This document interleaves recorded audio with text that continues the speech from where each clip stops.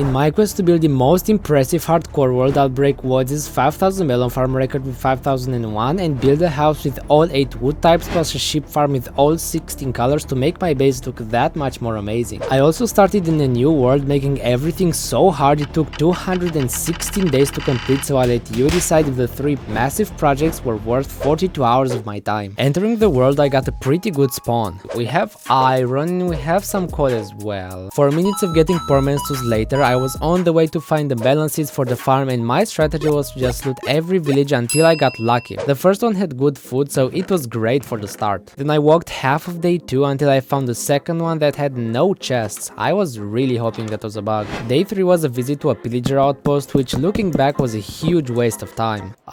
Potatoes, really? Did I do all this for potatoes? Luckily, the portal and shipwreck loot on day 4 was way better, but I got sad again when the next village had food and nothing else. The fourth one was not a taiga but a plains, and it was so much better. I got 60 hay, 3 obsidian and iron gear. The next 3 days, all I did was travel 2500 blocks and even found the woodland mansion, aka the rarest structure in Minecraft. But I didn't dare go in because I was sure illagers were gonna 2-shot me and end the video. The next stop was a large cave I crafted a full set of armor for because I was gonna need diamond tools for all 3 of my projects, and I liked it so much I spent days 9, 10, 11 and 12 mining. Monsters were not a huge problem thanks to my gear, and after getting some iron I also got a taste of just how massive the cave was. Oh my god, look at the size of this thing. I made sure I got every diamond and ore visible and ended up with 77 iron, 64 lapis, 39 gold and 9 diamonds. I also got blown up by a creeper and almost died, but we don't talk about that. Days 12 to 17 I looted 6 more villages and was far from satisfied. The first one had just apples and bread, the next one was in a taiga biome and it of course had a worse loot, and as soon as I saw the chest from the third one I gave up on it.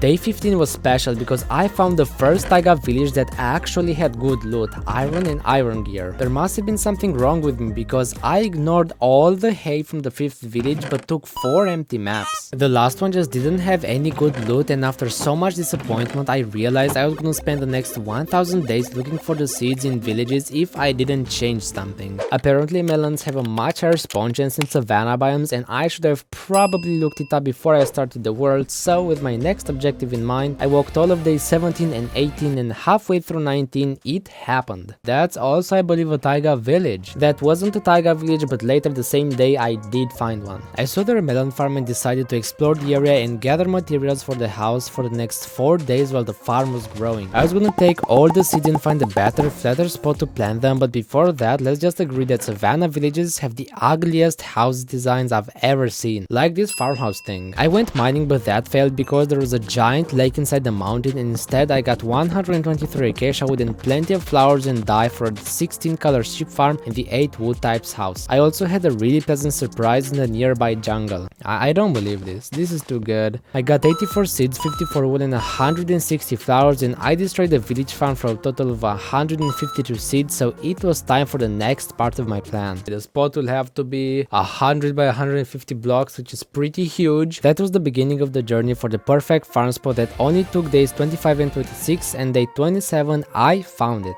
We've got a huge field and we've also got a village right next to it. Okay. I began leveling the terrain for the first 2 rows of 100 melons each, and right before the first one was done, a pillager randomly fell from the sky. Instead of smacking him like a normal person, I got creative.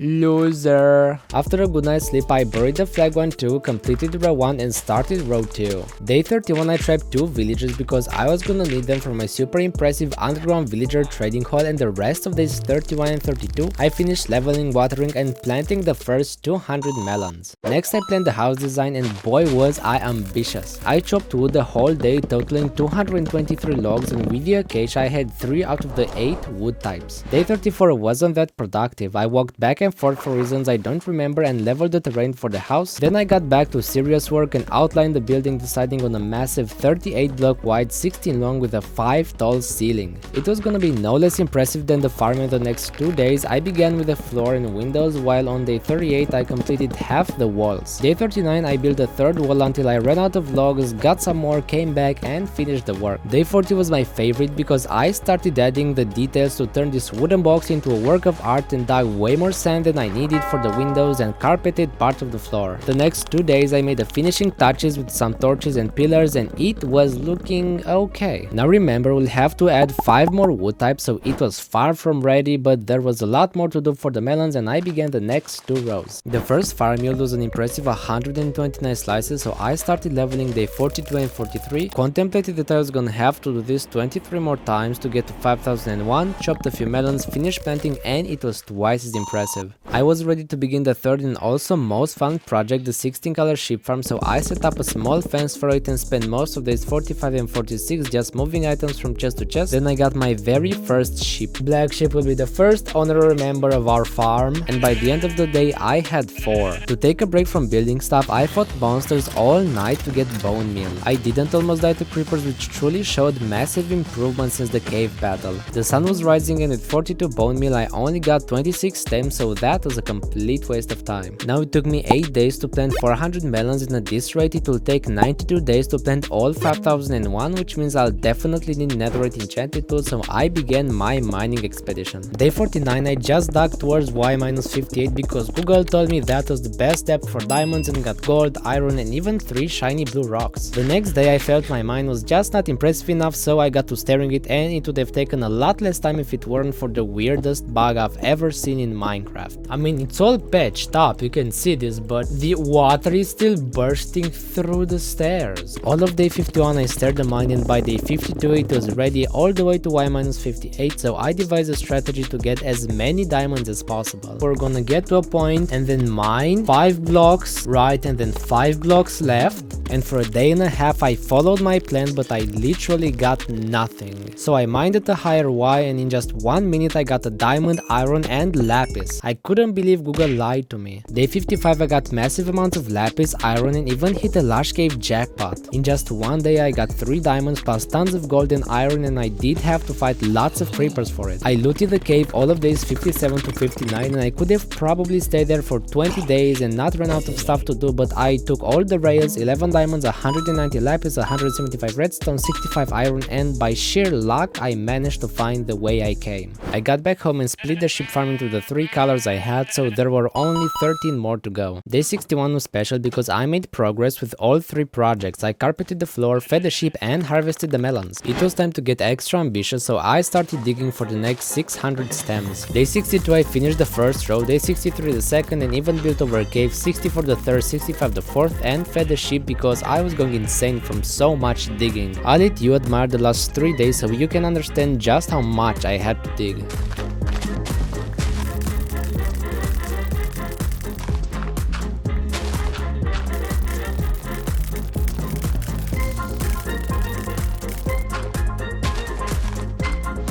Day 69 I finished the 6th row and made the last touches to the others. I spent all of the next day watering and fertilizing and destroyed 2 iron hoes in the process. The amount of time it takes to do this is ridiculous, but the 1000 melon farm was looking aesthetic. I had to get netherite tools for the next 40 rows, so I mined 3 obsidian one at a time because the cave didn't have a single lava pool, and days 73 and 74 were spent building my cool looking underground portal room. I couldn't just leave it in the middle of the house. I crafted beds because I was too poor for TNT and went nether mining for the very first time. The first attempts that took 2 days almost ended my world twice because I had no idea how to position well but got 2 debris. The next few days I learned how to do it safely but only got 1 debris after detonating 30 beds. I guess the Minecraft gods did not favor me that hour. Despite using less beds on days 82 to 84, 25 to be exact, I got 5 debris and was ready to go to the overworld and never come back. Foreshadowing here, I did have to come back quite a few times. To get the best enchantments, I paid a visit to the 2 imprisoned, safely and comfortably contained villagers to be sure I can make the trading hall, and also got the wood for it. Day 86 I dug the outline of the build. I was gonna have a massive staircase leading down to the giant room, and I was ready to spend hours on making it look impeccable. For 2 days I made a staircase and dug part of the chamber, while almost all of day 89 I filled the lake because there had to be a random lake next to my house. Next I finished digging for the massive hole with the 3-block tall ceiling and made everything look nice with planks. It was almost as big as my house, and I made the trading stations look so good villagers would beg to get trapped in them, and then I met the very first one.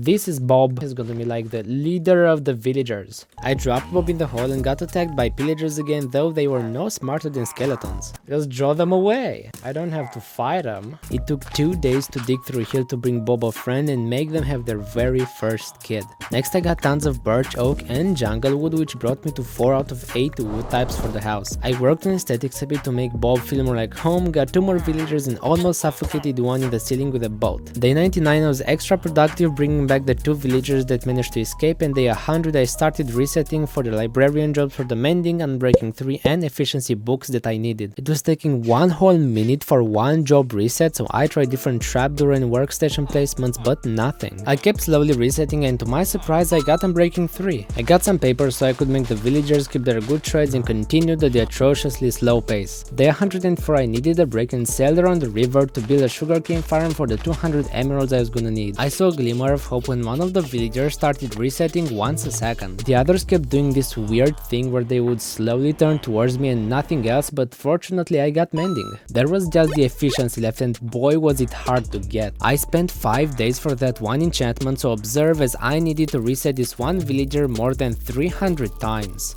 After I got apparently the reverse trade on day 111, it was time to get the emeralds for the 6 enchantments. Expanding the sugarcane farm even more, I realized it was gonna take a lifetime to get the 138 emeralds from paper trades alone, so I got 3 fletchers and 540 wood and began trading. On day 115, after spending 29 days to get 6 enchantments and 13 days to get 8 netherite, I managed to craft the best shovel and pickaxe I'll ever need. Before I planted an extra 1000 melons, I got all the slices I could and it was safe to say I had enough. Day 118, after using a diamond shovel for so long, digging felt like a satisfying dream. It was as easy as picking flowers. In days 118 to 123 I only leveled to 10 rows, but I actually enjoyed it for the very first time. I finished in 5 days what I couldn't in 14 before, but make no mistake, the 10 rows were so massive I spent days 124, 125 and 126 just watering and planting. It took almost as long as the digging, but it looked amazing. Having 2000 out of 5001 melons, I was ready to work on the sheep farm because Black Sheep was feeling very lonely, and let's just say getting the 16 dice took a lot longer than I expected. I leveled the terrain around my house and started the fence for a bigger farm. On day 128 my shovel was 2 swings away from disintegration, so I took a trip to the nether to repair it with mending. Next I brought all the sheep to the new area and continued leveling the hill. Black Sheep stayed on the old farm because I was gonna build him a special throne as he was the head of the family. Day 130 I was able to craft 12 of the 16 colors from what I already had. I was missing brown, green, light green and cyan, and I just traveled to the jungle for 2 days and got cocoa beans for brown, but for the others I was gonna need green, and the only way I was gonna find it was in a desert which had cacti, and this was a big problem because in the 23,000 blocks that I traveled before I reached my base, I maybe saw one desert biome. Getting green took me more days than any other task. Day 132 I sailed and stopped to get dark oak for the house, so I had 5 of 8 wood types, while the next day I just traveled. Then I saw an opportunity to get sprouts and I took it. I had almost everything I needed for the mansion, but at this point I was also having inventory issues because I brought the 12 dice with me for no reason. Day 136 I began walking because sailing was clearly not working well, and this also allowed me to loot the villages that I saw. I did make a trip back home to empty my inventory. Then day 138 I started walking east with a brand new plan. Deserts tend to spawn next to savanna biomes, so every time I saw one I was gonna explore it all the way through. The first savanna didn't lead anywhere, and I also started seeing all these beaches that looked a lot like deserts. I lost way more time exploring those than I'd be willing to admit. Day 140 I just walked, but the next one was special as I got sea cucumbers that I could smelt into light green dye, but I couldn't combine it with black to make normal green. I explored 2 more savanna biomes that led to nothing, and I knew I was going the wrong way when I walked into a frozen ocean. Day 145 I just traveled, but the next 2 were looking better with more savanna biomes and even 2 villages. Then it looked like I was going the wrong way again because I was in a plains area, and when I least expected it, it happened. On day 149 I found the badlands next to a desert biome, and it was almost too good to be true. I made sure to collect every single last cactus, leaving both biomes with none. When I got home, the first thing I did was get all 16 dice, then it was time to finish the house with the last 4 wood types. Take a good look because it is gonna be 10 times better after it's finished. I needed a great axe to chop all the extra wood, so first up I'll go to the mine to get some diamonds. I dug all of day 153 and got pretty lucky with some lapis, coal and iron. Then I found one of those OP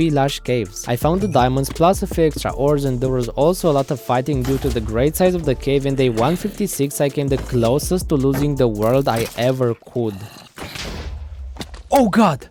I don't know how there were no skeletons in that moment, they just ended my world, but one thing I did know was that I have had enough of that cave, so on day 157 I cleaned all the resources from the lit areas and towered up to base. I finally got my enchanted axe, and testing it I chopped 341 logs in less than a day. I also took a trip back to the nether to get the 2 blue and red wood types that I was missing. With all the wood I needed, I started working on the house, and the first project was the chest room. I spent 4 days on it because there was again a river that I had to fill and the overlap with the nether portal room that I solved with this small chest space. To marvel at how much stuff I had, days 167 to 169 I just moved items to the room chests. I got one for precious materials, dirt, decorations, wood, plants, tools and stone, so gone were the days when I had to open 7 different chests to find one item. I decorated the room using red oak and the window and edges with sprouts. I also decided to do the 4 pillars with different blocks and build the wall of wood. All Minecraft wood types on a single wall, which was the best design choice I ever made. All of day 172 I worked on a single window because it kept looking ugly. I destroyed the carpet completely, worked on the doorway and corridor and installed the workbenches, then I lit up everything I could and also extended the wooden corridor because it was too small. Day 175 I crafted 4 types of fences and trapdoors to make the house look less like a box and started the ceiling that I finished on day 176. The shapes were mimicking the floor and it made everything look better. Then I suddenly thought it was ugly and remade the floor and ceiling to be more symmetrical. I finished the very first project on day 177. Next I was gonna dig more than any other time in one sitting and plant the next 1300 melons. Days 178 to 181 are spent to dig the rows, and it's not that much time because I built over a lake, but all this meant the most painful process was gonna be watering and fertilizing. It took me 4 days to fill them all up and plant them, and it would have been so much easier to use one water block for every 10 or so melons, but that would just not look as nice. It's insane that I started with 6 hoes and now I have 1, but the result was stunning. 3300 melons spanning over one giant field. Day 186 things were about to get very colorful and continued leveling for the sheep farm. I paid a visit to the other dimension and gathered quartz I was never gonna use to make my shovel feel young again, then finished turning the hill into flat grass. Day 189 I was feeling weird, so I got leather and labeled my chests using items. I built a fence with 15 spaces, 6 by 10 each because it had to be huge and impressive. I'm not sure what it was, maybe the 20 days it took to get the green dye or the fact that some of these sheep that are almost 200 days old will finally fulfill their purpose, but day 193 while I painted them was the best part of this whole experience.